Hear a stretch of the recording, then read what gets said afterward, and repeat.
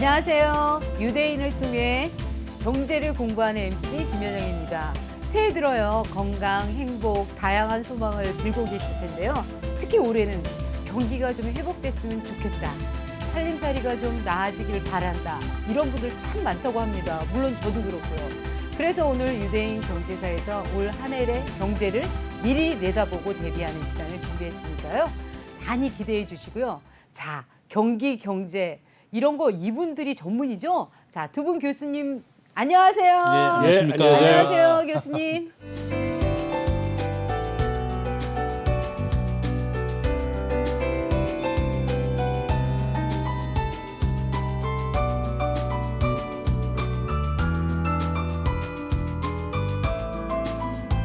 지난 시간에 이어 올 한 해 경제를 내다보는 두 번째 시간입니다. 2022년 경제 전망 두 번째 키워드 보겠습니다.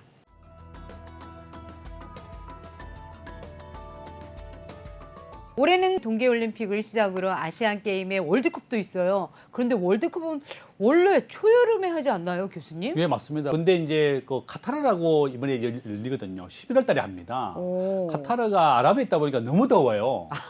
그래서 예, 카타르는 우리가 겨울에 하겠다. 그래서 11월 달에 이제 카타르 월드컵이 열리고 모든 운동장에다가 에어컨을 설치해 놨습니다. 에어컨. 카타르에서. 예, 예. 그래서 이제 그 넓은 운동장에다가 네. 도움으로 설치해 놔서 에어컨이 이제 운동장으로 나오는 거죠. 오. 선수들이 너무 덥지 않도록 그렇게 해놨고 동계올림픽이 북경에서 열리고 있고 그러니까 이제 올해는 동계올림픽 그다음에 아시안 게임 그다음에 월드컵 스포츠의 해다 이렇게 또 말씀드릴 수 있습니다. 또 올해가 2002년 월드컵 4강 신화 그 후로 20년이잖아요. 여러모로 스포츠 행사의 기운을 받아 내수 경제가 살아나길 기대하는 분들도 계신데 두 분 생각은 어떠신지 되게 궁금해요. 내수 회복이 될까요? 스포츠로? 도움이 됩니다. 돼요! 특히 이제 월드컵 같은 경우가 그런데 네. 서구에서는 올림픽과 월드컵의 인기가 차이가 커요. 한마디로 올림픽은 그렇게 큰 인기를 얻지 못하고 있습니다. 네. 올림픽은 그냥 그 도시가 주최하는 지역 축제라고 생각을 해. 그래서 어떤 경우가 있었냐면 2002년에 제가 바르셀로나 올림픽 때 마드리드 근무를 하고 있었는데 오, 마드리드 공중파 방송에서 중계를 안 해주는 거야. 왜요? 그거는 바르셀로나 도시의 지역 축제이기 때문에 오. 전국적으로 중계할 필요를 못 느끼고 그리고 사람들이 그렇게 흥미를 갖고 있지 않아요. 그래서 저는 그 해에 스페인에서 근무했음에도 스페인에서 벌어지는 올림픽 경기를 보지 못했어요. 잘.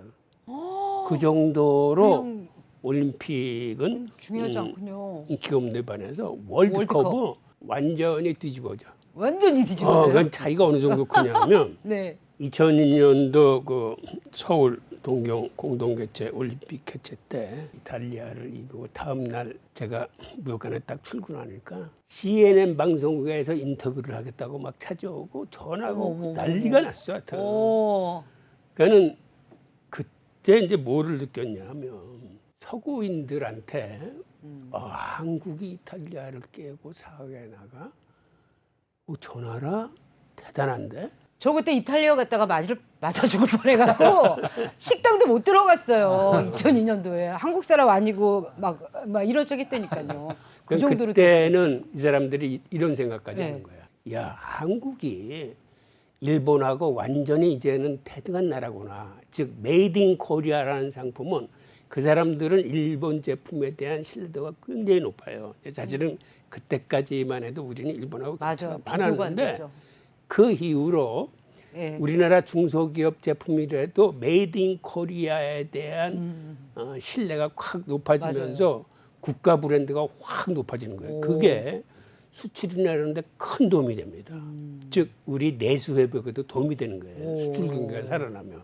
그 생각보다는 굉장히 영향력이 커요. 그러니까 지금 우리가 K-팝이나 K-드라마나 방탄소년단 이렇게 세계를 막 제패하고 넷플릭스에서도 우리 드라마가 막 오징어 게임. 1등, 2등 막 하잖아요. 네. 그러면 사실은 그 문화 강국의 힘이 이 수출 산업에도 굉장히 긍정적인 효과를 미쳐서 근데 한국 제품 그러면은 서구 사람들이 생각하기에 이제는 베스트다. 선진국이다 라고 생각하기 때문에 제값받고 팔 수 있는 이런 여건이 갖춰줘요. 그럼요, 교수님. 이런 월드컵 행사 뭐 이런 거 말고도 내수를 회복시킬 실질적인 방법은 뭐라고 보시나요? 저는 뭐 우리나라가 제일 장점이 뭔가 하면요. 네. 스마트폰 보급률 세계 1위입니다. 우리나라 주민이 95%가 다 스마트폰을 가지고 그렇죠. 있거든요. 시골에서도 다 하죠. 스마트 다 가지고 예, 있죠. 예. 그러니까 이제 스마트폰 보급률 세계 1위, 네. 또 전자정부 세계 1위, 네. 그다음에 통신 인프라 세계 1위. 네. 우리나라가 굉장히 살기 좋은 나라입니다. 미국은 지금 와이파이가 다 안 깔려 있는데 우리나라는 어디든지 가면 통신이 다 돼 있고 네. 스마트폰을 다 가지고 있는 민족이다. 그래서 지금 금년 현재 기준으로 전체 쇼핑의 한 40%가 스마트폰으로 이루어져요. 온라인 맞아요. 쇼핑으로. 저도 그래요. 예. 전부 다 뭐 대형마트 안 가고 전부 다 대형, 예. 이걸로 해요, 다. 뭐 예. 쿠팡이나 네이버 이런 걸로 쇼핑을 하고 예. 있고 앞으로 이 비중이 한 65%, 70%까지 올라간다 그러고요. 예. 일단 두 번째는 PC로 주문하는 사람은 20%밖에 안 되고 네. 전부 다 스마트폰으로 주문합니다. 네. 그래서 이제 스마트폰의 시대가 왔고 네. 모바일의 시대다. 과거에는 우리가 이제 생산의 3대 요소 이렇게 해서 토지, 노동, 자본이었는데 지금은 모바일이 추가되었어요. 그래서 네. 이제 지금 모바일 홈페이지가 있어야 되고 네. 모바일로 스마트폰에 어떻게 해서 내가 물건을 팔 것이냐 이런 걸 모든 기업이 다 연구해야 됩니다. 그래서 이제 뭐 신세계, 롯데 막 모든 기업들이 온라인 홈페이지를 만들고 네. 요점은 뭔가 하면 모바일의 시대, 온라인의 시대가 왔다. 이 코로나가 앞으로 한 5년 정도 더 지속될 거라는 얘기도 있습니다. 그러니까 이제 요점은 이제 우리가 이제 앞으로 매년 이제 풍토병이 돼가지고 매년 주사를 맞으면서 네. 이렇게 이제 코로나가 좀 서서히 사라질 것이다. 아주 뭐 그래 비관적인 건 아닙니다. 그래서 요약하게 되면 앞으로 스마트폰이 계속 활성화된다는 거죠. 이제 막 옛날 같이 막 사람들이 단체로 많이 모이고 이런 거 안 하고 이제 스마트폰으로 쇼핑도 많이 할 것이고 그렇게 할 것이다. 그러면 결론은 우리나라가 온라인의 시대는 세계 우리가 1등이기 때문에 우리 기존의 오프라인 우리가 제조업은 세계 5위거든요. 그러니까 제조업은 세계 5위니까 스마트폰과 이 제조업을 어떻게 잘 엮어서 우리나라가 온라인 시대, 과거의 4차 산업혁명 시대도 우리나라가 선도할 수 있는 국가가 되어야 되겠다. 이렇게 말씀드리겠습니다. 홍 교수님은 어떻게 생각하세요? 네. 지금 같은 팬데믹 사태에서 곧 이런 비상 사태에서는 네. 내수 진작책 중에서 가장 중요한 거는 정부의 재정 정책이에요. 이게 미국의 경우를 살펴볼 것 같으면 미국이 지난해 그 재정 정책의 비중이 예전하고는 확연히 틀리게 개인한테 직접 쏴준 재정액이 일반 재정액의 2배 이상으로 높았습니다. 맞아요. 즉 예. 이런 비상사태에서는 하위 50%의 국민들, 즉 그 모기지 연체하고 임차료 체납하고 그 다음에 실직해서 실직 수당이 없으면 잘못하면 굶어 죽고 붕괴될 수 없는 그러한 서민층을 먼저 감싸야 됩니다. 그러니까 옛날 금융위기 때는 돈을 금융권을 위해서 풀어가지고 즉 부실 채권이나 이런 자산 가격을 올려서 위기에서 빠져나올 수 있었는데 팬데믹 사태는 그 본질이 틀린 거예요. 맞아요. 이때는 그 하위 50%의 국민들의 어려움을 감싸줘야 이 어려움에서 벗어날 수 있는데 그러다 보니까 한마디로 미국의 자본주의의 틀이 바뀌고 있어요. 자본주의 틀이 어떤 식으로 바뀌고 있냐면 네. 그간 통화 주도권은 연준에 있었어요. 그러니까 금리를 오르고 내리고 양적 완화로 시중의 유동성을 풀거나 죄고하는 게 연준이 주요 기능을 갖고 있었는데 이제는 그러한 유동성 그 살포의 기능을 미국 정부가 갖고 오고 있어요. 그러니까 통화 주도권이 연준에서 정부로 바뀌고 있어요. 그래서 작년 같은 경우나 재작년 같은 경우를 보더라도 연준의 그 양적 완화로 풀린 돈보다는 미국 정부의 재정 보양책으로 풀린 돈이 한 4배 이상 많아요. 옛날에는 이런 거는 상상도 할 수 없었는데 게다가 연준이 돈을 풀면은 이건 월스트리트 곧 금융권을 통해서 그 유동성을 풉니다. 그런데 정부가 돈을 풀면은 이거는 소비자와 기업이 있는 실물 경제 시장 즉 메인 스트리트로 돈을 풀어요. 이게 굉장히 큰 차이가 있는 거예요. 금융권을 통해서 돈을 풀면은 그거는 담보력이 있는 돈 있는 사람들이 그 돈을 활용해서 대출을 얻어서 부동산 투자나 주식 투자 같은 거를 해서 돈을 버는, 즉 있는 사람의 배를 불려주는데 네. 정부를 통한 재정부 정책으로 돈이 풀리는 거는, 이거는 가난한 사람들, 실직자들한테 직접 돈을 쏴주는 거기 때문에 소비자와 기업을 이제 진작시키는 거예요, 경기를. 그다음에 예전에는 재정의 그 3대 기능이 뭐냐면 그 자원의 재분배, 예를 들어서 민간 사이드에서 할 수 없는 걸 공기업이나 공사들이 이렇게 한다거나, 그다음에 경기가 하락할 때 되면은 마중물을 내보내서 맞아요. 경기를 부흥시키는데 사실은 주안점이 있었고, 그다음에 마지막 기능이 어떤 조세 제도로 인해서 부의 재분배 기능, 복지 정책 이런 게 있었거든요. 그런데 지금은 사정이 틀려졌어요. 경기 안정화 대책이 우선순위가 아니고 부의 재분배 쪽으로 비중이 완전히 바뀌어서 이제는 재정을 통해서 부를 없는 사람들의 붕괴를 막아주는 쪽으로 돈을 쓰기 때문에 우선 재정의 기본 기능 자체가 바뀌고 있어요. 즉 예전에는 금융 자본주의가 자본주의의 어떤 틀이었다면 이제는 하위 50%가 붕괴하지 않는 어떤 포용 자본주의 내지 공동체 자본주의로 이렇게 방향이 바뀌고 있는 거예요. 이게 자본주의 종주국인 미국에서 일어나고 있는 현상인데, 우리나라도 사실은 미국 못지않게 이렇게 소득 불평등이나 부의 편중이 큰 나라입니다. 네, 맞아요. 그러니까 사실은 이러한 큰 대세에서 우리도 자유롭지는 못해요. 그래서 우리나라도 이제는 한은의 통화 정책보다는 정부의 재정 정책 쪽으로 가해질 수뿐이 없고, 그다음에 이렇게 된 배경에는 실질적으로 미국 정재계나 유럽 정재계에서 양적 완화에 대한 반성이 있었어요. 즉 양적 완화를 그동안 해봤더니 이게 오히려 빈부격차만 늘리고 없는 사람들한테는 실질적인 효과를 주지 못하더라. 라는 이러한 반성이 있었거든. 그다음에 금융위기 때만 해도 그 월스트리트 사람들이 트니까는 부실 채권을 정확하게 해결을 못하고 그냥 돈을 뿌려가지고 자산 가격을 살려가지고 오히려 부실을 덮어버렸어요. 그러니까 근본 원인을 해결하지 못한 거예요. 그런데 이번 팬데믹 사태는 완전히 이거는 이대로 가서는 안 되겠구나라고 해서 이제는 빈부격차에 대한 그런 인식이 커졌습니다. 그걸 그 예를 단적으로 보면 2017년도 연준이 발표한 자료가 있는데 그 자료를 보면 소득 점유율이 늘어나는 계층은 상위 1%뿐이 없어요. 맞아요. 자산이 9%는 현상 유지를 하고 국민 90%는 소득 점유율이 점점 줄어드는 거예요. 그런데 이거는 한마디로 자본주의에 대한 심각한 도전이에요. 즉 중산층이 점점 붕괴돼서 하류화된다는 거는 자본주의를 이끌어가는 허리가 가늘어지는 거기 때문에 이거는 지속될 수 있는 그런 정책이 아니에요. 그리고 또 하나는 차상위 10%가 국민 90%보다도 돈을 더 많이 번다는 얘기는 10명 있는 사회를 가정했을 때 돈 잘 버는 한 사람이 나머지 9사람보다 돈을 더 많이 버는 거예요. 이렇게 되면 무슨 일이 생기냐면 9사람은 돈을 벌어서 대부분 다 소비를 해. 근데 돈이 한 사람한테 모이면 이 사람은 돈을 쓰는데 한계가 있어서 이 사람한테 들어가는 돈은 대부분 곳간에 축적되고 사회로 환류가 안 돼요. 그러니까 공급은 늘어나는데 수요가 부진하기 때문에 그렇죠. 그래서 불경기나 공황이 오는 거거든요.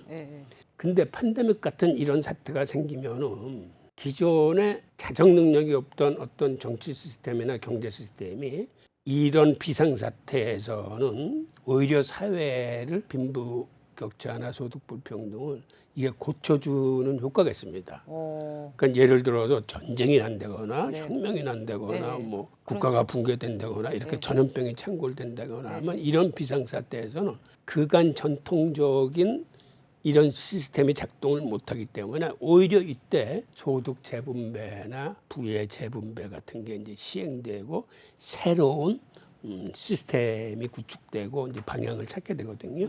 바로 지금 그러한 상태에 와 있어요.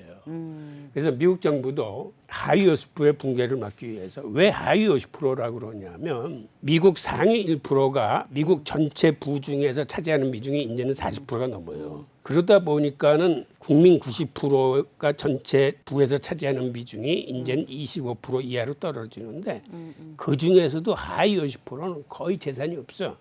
전체 100% 중에서 고작 1.4%뿐이 없기 때문에 네. 그 사람들은 한 달 벌어서 한 달 먹고 사는 사람들이에요. 그런데 팬데믹 사태가 닥치니까 당장 그 사람들을 끌어안고 가지 않으면 이 사회 전체가 붕괴되는 거야. 하위 50%가 붕괴하면 상위 50%도 같이 붕괴돼요. 그러니까는 이뻐서가 아니라 사회 붕괴를 막기 위해서는 그 사람들을 지원해 줘야 돼. 그래서 재정 정책에서 평소 재정의 2배 이상을 그러한 하위 50%한테 직접 쏴주는 거예요. 그러니까 이러한 게 자본주의 종주국인 미국에서 이런 변화를 갖고 있는데 우리나라 같은 경우도 이러한 소득 불평등이나 빈부격차가 미국 못지않게 커요. 맞아요. 그리고 우리는 미국보다 더 힘든 상황이에요. 왜 그러냐면 미국은 눈높이만 낮추면 그 사람들은 일자리를 구할 수 있어요. 근데 한국은 그게 안 돼.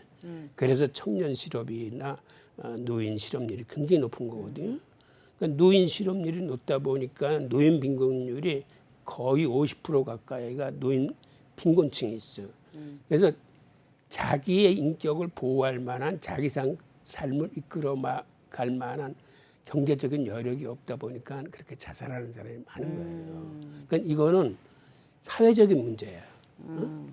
어떤 자본주의의 어떤 명점인데 이게 앞으로는 포용 자본주의, 공동체 자본주의로 바뀌는 시점이 있다라는 얘기를 하고 싶습니다. 예. 맞는 말씀인 것 같고요.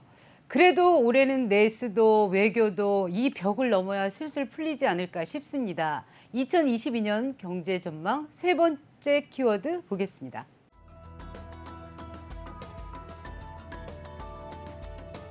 세계적 변수가 될 수 있는 이 코로나19 올해는 좀 작별할 수 있을까요?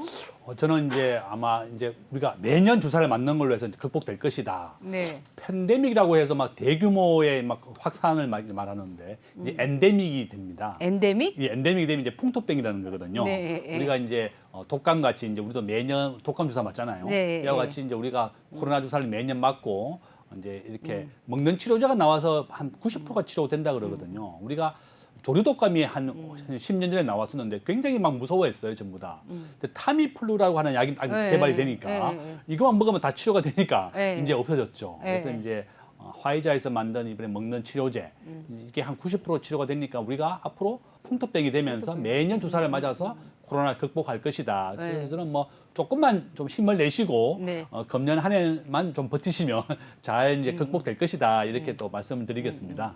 다행히도 이 사태가 진정되면 경기도 후다닥닥 회복이 될까요? 아니면 시간이 좀 걸릴까요?